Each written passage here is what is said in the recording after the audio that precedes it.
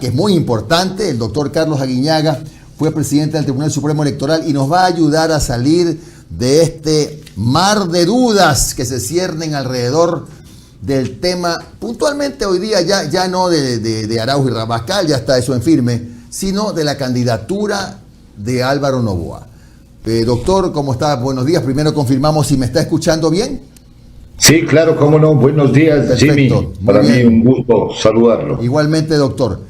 A ver, usted sabe esto más que nosotros y por eso le pido que nos traduzca qué quiere decir ese reconocimiento, esa admisión parcial de la, por ponerlo en fácil, de la impugnación que hizo Justicia Social en lo que tiene que ver pues con la democracia interna del partido. ¿Qué quiere decir? ¿Qué quiso decir el doctor Viteri-Yanga?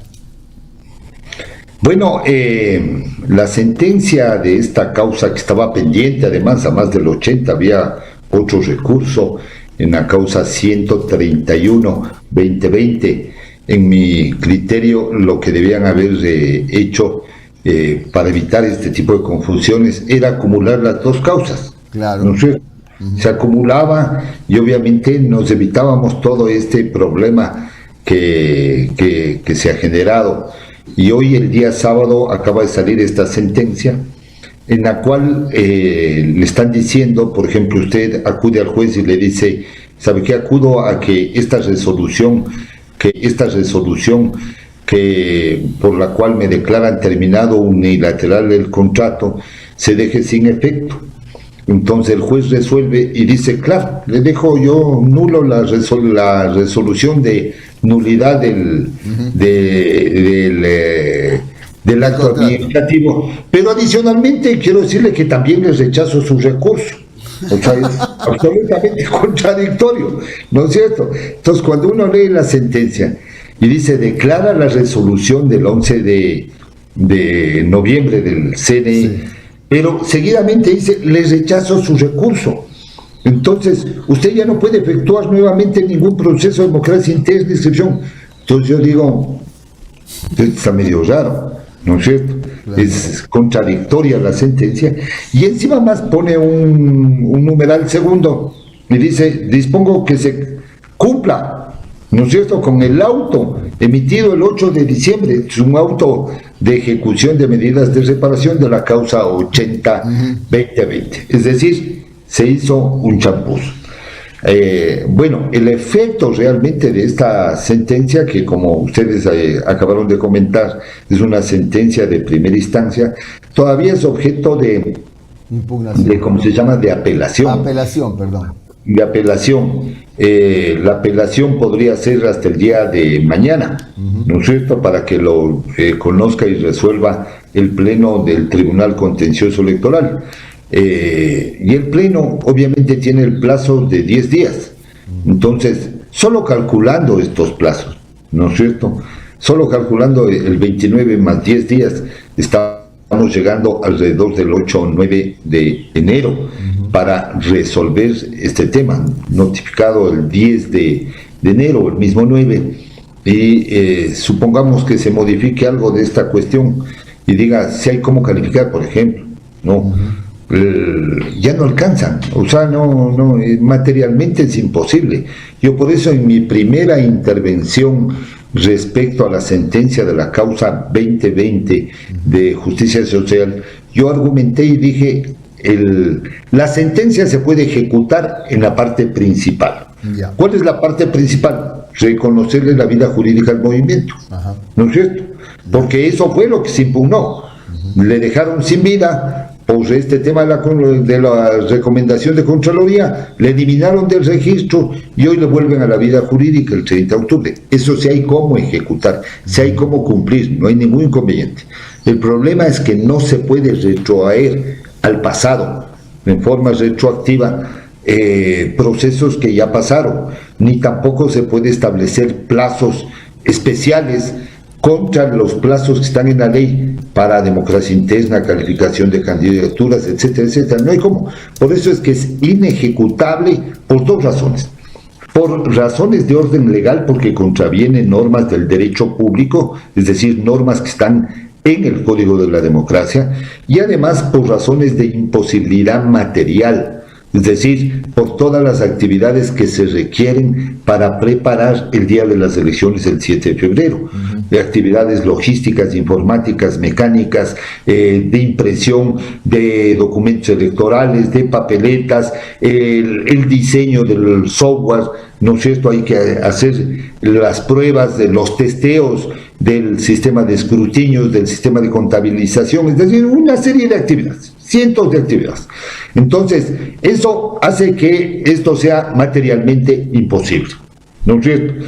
Y con relación ya a la emisión de esta nueva sentencia, yo creo que ya le deja ya fuera de juego.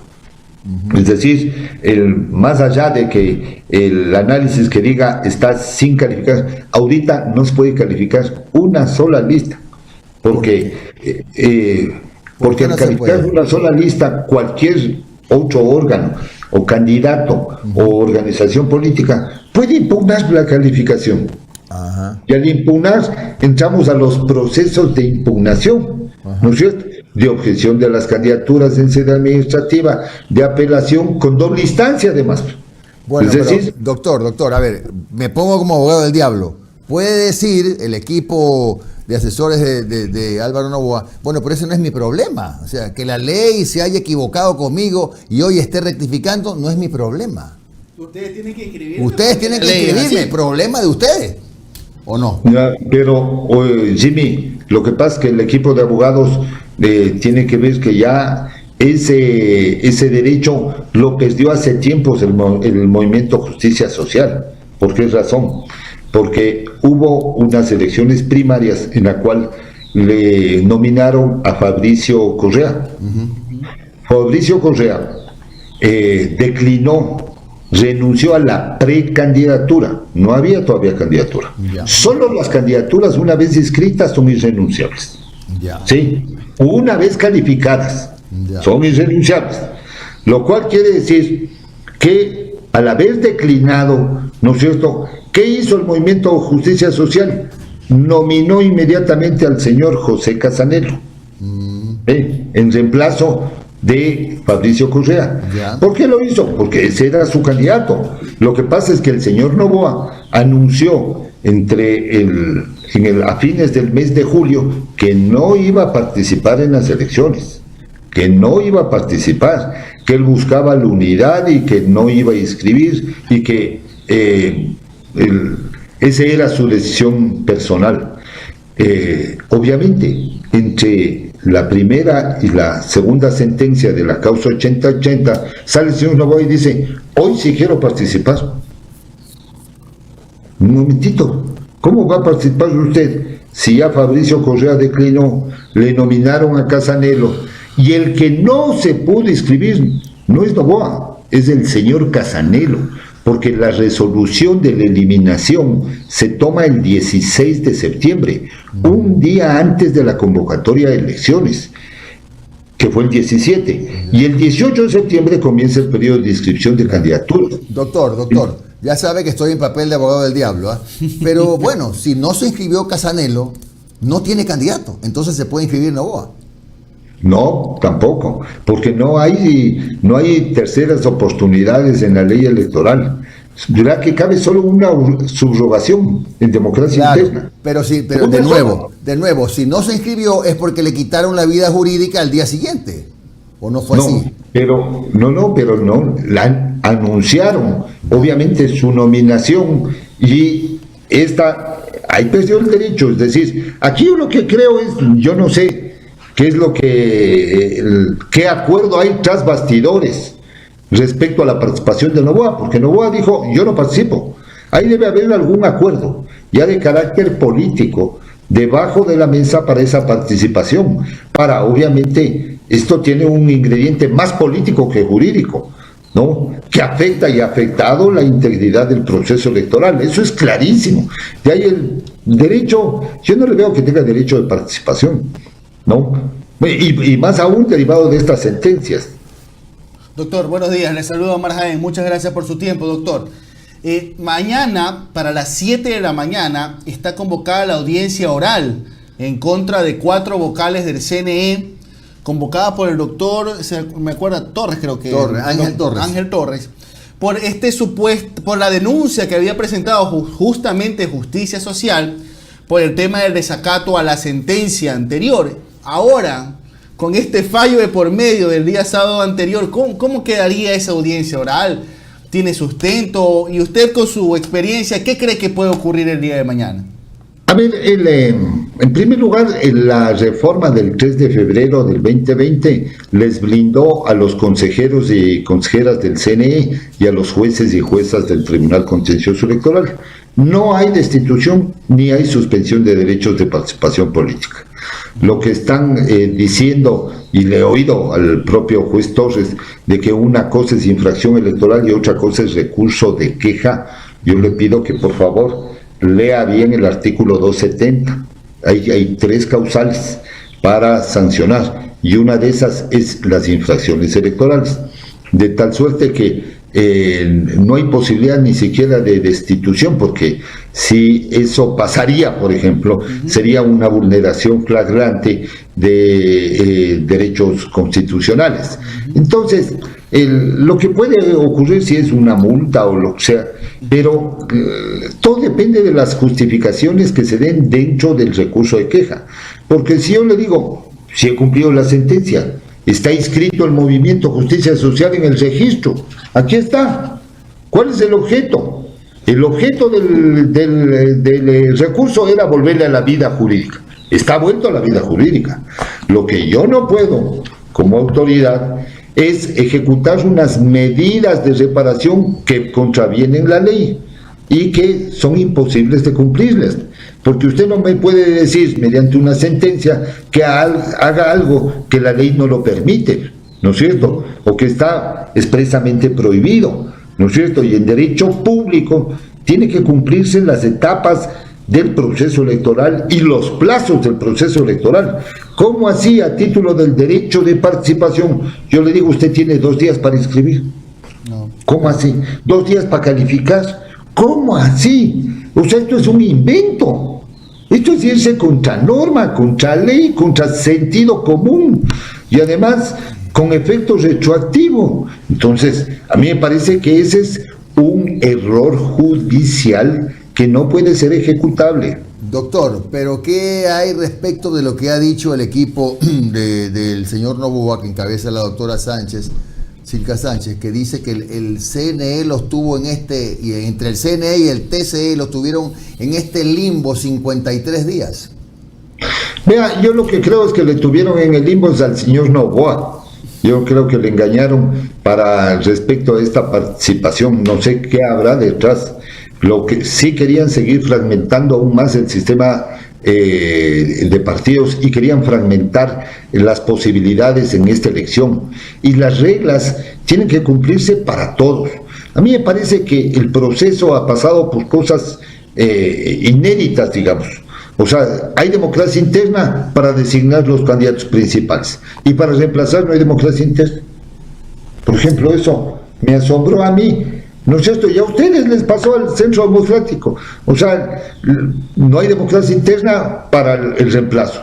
Y eso está mal, porque tiene que legislarse para todos y muchos otros candidatos, de tal suerte que ha pasado por tropiezos regulatorios de orden reglamentario y la reforma no ha estado bien dirigida. Y fallas, este tema de justicia electoral nos tiene entrampados ahora en este tema, porque las causas ahora son de doble instancia. Claro. Le quisieron asimilar al tema del COGEP, y este es un tema de una naturaleza jurídica, política, electoral especial, que debe tener otro tipo de tratamiento. Doctor, 2 cositas rápidas. Bueno, primero solo le puntualizo que yo no estoy haciendo hace 2 años política, pero lo otro es, ¿usted cree que amerita una reforma profunda seguramente al Código de la Democracia, o solamente tenemos que echarle la culpa a la intervención del Contralor? ¿No será que en realidad lo que falta es una reforma de fondo?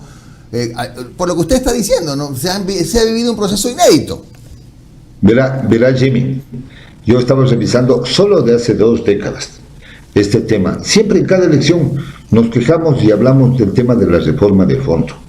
¿Sí? Sí. Vamos a la reforma, se han reformado 86 veces las leyes electorales.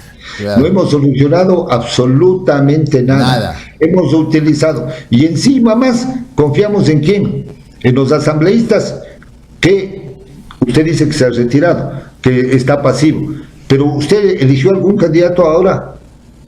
¿No? ¿Designó algún candidato? No. Ninguno, yo tampoco, porque no hay democracia interna en los partidos. Funciona el que a mí me da la gana, le pongo. Entonces, ellos nos van a representar en la asamblea, porque nos imponen a los ciudadanos cualquier candidato. No es que estamos seleccionando, no hay democracia interna, no hay elecciones primarias, y hay que decirle a la ciudadanía con claridad ese tema. Y van unos asambleístas que solo van a cumplir órdenes. Pero, no son doctor, deliberantes, son obedientes. Los procesos de democracia interna, tengo entendido, que se hacen en presencia de un delegado del CNE. Verá, Todos.